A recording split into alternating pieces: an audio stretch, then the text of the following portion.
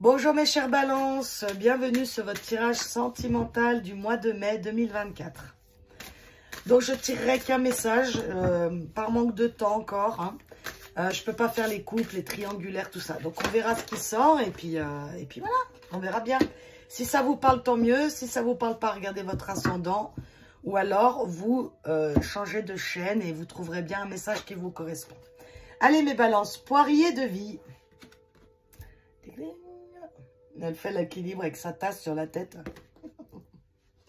Il est délicat de se maintenir en équilibre lorsqu'on est la tête à l'envers. Ah oui, bah, ça vous correspond bien, tiens. Sauf si tu es acrobate. Tu endosses beaucoup de rôles différents, tu gères un max. Mais pour garder le cap, il est parfois bon de tout rassembler pour être simplement soi-même. Il est temps de rééquilibrer tout ça. Pardon. Alors là, vous en avez trop sur les épaules, mes balances, vous voulez trop en faire, je pense. Et là, on vous prévient un petit peu de... Attention au déséquilibre. Attention, vous ne pouvez pas tout porter. Vous ne pouvez pas tout sauver tout le monde, etc. Votre blocage, c'est l'impatience. La nervosité et l'irritation. Ouais, donc les balances, là, sentimentalement, il y a quelque chose qui vous tape sur le système. Donc quoi, ça vous le savez vous-même. En tout cas, ça me fait penser, vous savez, dans les couples là, où on attend toujours, par exemple, l'autre il fasse des tâches ménagères, mais il est tellement long à les faire ou pas qu'on les fait à la place. Vous voyez ce que je veux dire? Mais bon, ça c'est une petite aparté. Hein. De tout, il est bon de tous les rassembler. Oui, oui, là, moi, je pense c'est des balances qui portent trop sur les épaules et ils commencent à s'impatienter de leur situation ici. Hein. Donc là, je pars peut-être même à des mamans toutes seules hein, ou des papas tout seuls, hein, je vois pas pourquoi, mais... Et qu'ils ont tout sur le dos, quoi, à tout faire, à tout gérer. Et là, ça commence à être lourd, là. Donc, qu'est-ce qu'on a ici? L'amour véritable, l'attraction, la relation constante et les addictions.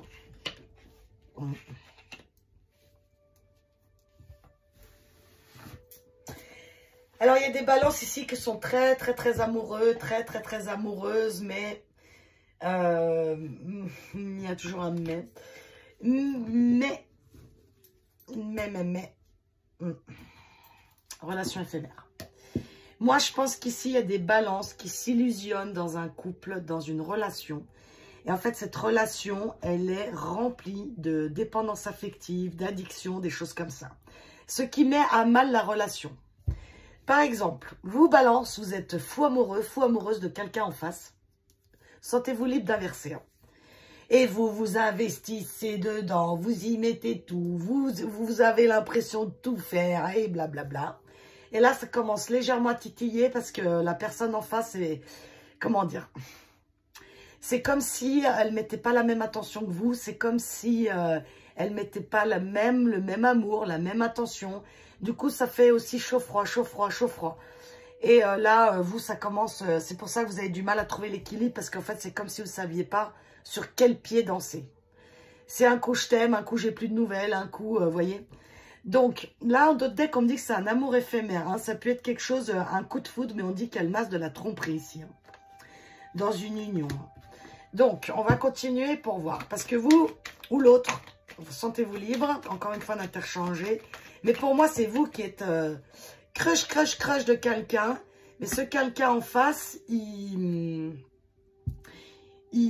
joue le chaud, le froid. Ou alors, c'est nocif, en fait. C'est toxique comme relation. Alors là, on vient de me donner un indice, c'est-à-dire que c'est karmique. Donc, quand c'est karmique, ça peut être un lien d'une vie passée. Pas forcément âme sœur, flamme jumelle. C'est un lien. Si vous voulez, tous les gens que vous avez presque dans votre vie, on les a tous connus. Hein, on est tous pareils. On voyage tous ensemble, d'accord? Avec les gens qu'on connaît. Ici, on me dit que, en fait, vous y tenez tellement à cette personne, c'est parce que vous la connaissez déjà d'une autre vie d'avant. C'est pour ça que vous vous sentez autant attiré, autant amoureux, amoureuse, quelque chose comme ça. Et du coup, bah, là, ça vous met dans le mal. Hein, parce que tout ce qui est passionnel, un peu comme ça, au final, c'est pas génial. Hein. La fidélité. Ah, on dirait que vous avez fait un vœu dans une autre vie. un vœu de sauver cette personne, comment dire, de l'aider, de l'aimer pour toujours. Ouais. Donc non, hein, ouais. On me le redit encore ici, c'est une relation superficielle. Hein. Donc, ce que je pense les cartes essaient de vous expliquer ici, ouais, l'épreuve, c'est que en fait, vous êtes fou amoureux de l'autre. Et qu'en fait, vous êtes fou amoureux parce que ça vient d'une autre vie. Ça vient peut-être d'un vœu que vous avez prononcé. Bien sûr, on ne s'en souvient pas, c'est bien dommage. Hein. Ici, je parle à des gens, bien sûr, qui croient dans la réincarnation et au karma, etc. Sinon, bah, tant pis.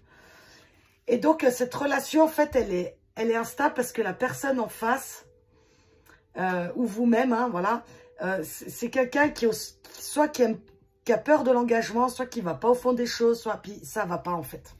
En tout cas, il y en a un ici qui donne plus que l'autre, ça, c'est clair. Amour véritable et le karma. La fuite. Dans une autre vie, pour moi, ou ici, il y a quelqu'un qui fuit cet amour véritable. Voilà. Même s'il est conscient ou pas, il le fuit. Il le fuit, il le fuit. Bon, on va continuer. Sur l'attraction, la fidélité. Ah, c'est un apprentissage. Ouais, ouais. C'est un truc d'une autre vie pour moi. Ça, j'arrête pas de l'entendre. La relation est osée.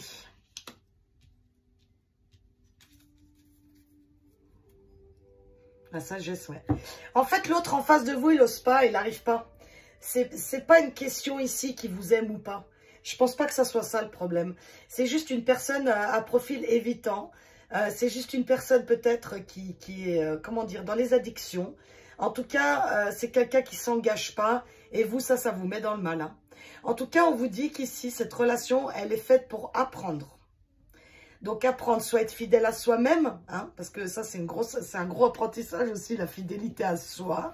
Hein, respecter ses limites, respecter ses valeurs, etc. Donc,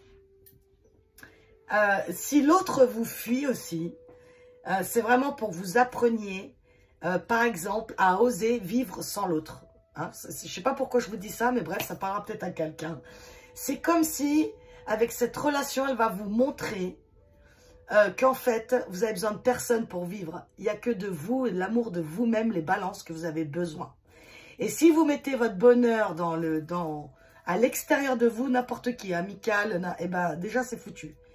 C'est tout à l'intérieur que ça se passe. Et encore la sagesse ici. Hein.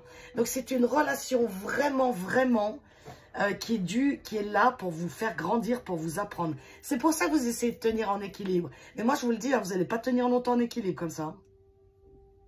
Parce que cette personne en face de vous, je vous dis, c'est pas qu'elle vous aime pas ou quoi, mais c'est quelque chose qui est plus fort qu'elle. C'est quelque chose, c'est des choses, c'est des blessures, d'accord, que si on règle pas, si on soigne pas, bah, ma foi, ça peut pas donner des choses bien saines. Hein. Mais pour moi, ça vient d'une autre vie. Hein. Ça vient d'une vie où vous avez déjà pas pu concrétiser, ou soit vous avez fait un vœu comme ça, et du coup, ça se reproduit justement bah, pour vous en libérer, parce que vous devez comprendre ici les balances, que votre bonheur n'appartient pas à quelqu'un d'autre, ou ne dépend surtout pas de quelqu'un d'autre. Bon, j'espère que je suis claire, mes balances. On voit bien que c'est difficile, hein, parce que vous aimez beaucoup cette personne. Hein. Mais à un moment, moi, je pense que vous allez finir par vous choisir. Et là, vous montez en pression, là. Vous mettez en pression parce que je pense que ça fait un moment que vous tenez à bout de bras cette relation. Et c'est bon, quoi. Qu'est-ce qu'on a, là? Le 10 de Michel. Oh, ouais. Voilà, voilà. C'est fini. Et vous êtes enfin libre. Le bonheur vous attend. Laissez le passé derrière vous. Bon, alors là, je ne peux pas vous dire autre chose. Hein. Pour ceux qui ont quitté cette relation, bah, faites le deuil. Hein, c'est ce qu'on vous dit. Hein. C'est la liberté ici. Hein. Et comme je vous dis, un peu avec cette carte, c'est quand même impressionnant. Hein. Moi, pour moi, c'est quelque chose, un karma, vous avez réglé d'une ancienne vie. Et on vous annonce ici, quand vous allez prendre cette décision, quand vous allez comprendre qu'en fait, cette personne, bah, c'est toxique, malgré tout l'amour, tatati, tatata. C'est votre liberté, en fait, qui vous attend. Et je vous dis, là, vous êtes en ébullition. Hein. Donc, vous êtes libre, mes balances. C'est ce qu'on vous dit ici. Passez à autre chose. Laissez le passer derrière soi. Si vous avez cru cette histoire, ne culpabilisez pas. On peut tous se tromper, d'accord? Et c'est nocif ici, de toute façon. Donc voilà, si ça va bien dans votre couple, c'est pas pour vous. Ok, ne calez pas l'histoire si ça ne vous concerne pas. En attendant mes balances, je vous souhaite un bon mois de mai. Prenez soin de vous et à bientôt.